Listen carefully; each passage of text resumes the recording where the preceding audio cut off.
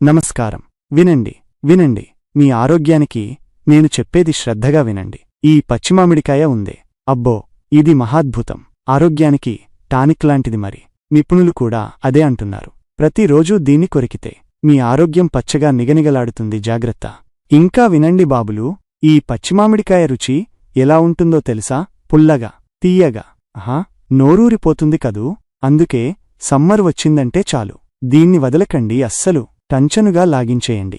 అదిగో చూడండి, సమ్మర్లో ఎండ ఎంత మండిపోతుందో, అలాంటి టైంలో ఈ పచ్చిమామిడిని నమిలితే మీ శరీరం చల్లబడిపోతుంది. ఫ్రిడ్జ్లో నీళ్లు తాగినంత హాయిగా ఉంటుంది. డీహైడ్రేషన్ అనే భూతం మీ దగ్గరికి కూడా రాదు, గ్యారెంటీ. అంతేకాదు సుమా, ఈ ఎండాకాలంలో పచ్చిమామిడిని తింటే ఆ సూర్యుడి వేడి మీకేమీ చేయలేదు. మీ శరీరంలో నీటి శాతం ఎప్పుడూ బ్యాలెన్స్గా ఉండేలా చూసుకుంటుందిది. దానివల్ల మీరు ఎప్పుడూ ఫుల్లుగా, హుషారుగా ఉంటారు. నీరసం అనేది దరిదాపుల్లోకి కూడా రాదు. ఇంకో విషయం తెలుసా మీకు?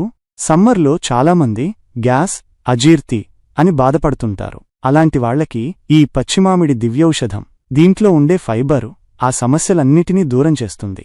అంతేకాదు, ఆకలి కూడా బాగా వేస్తుంది. కాబట్టి అన్నం బాగా తినొచ్చు.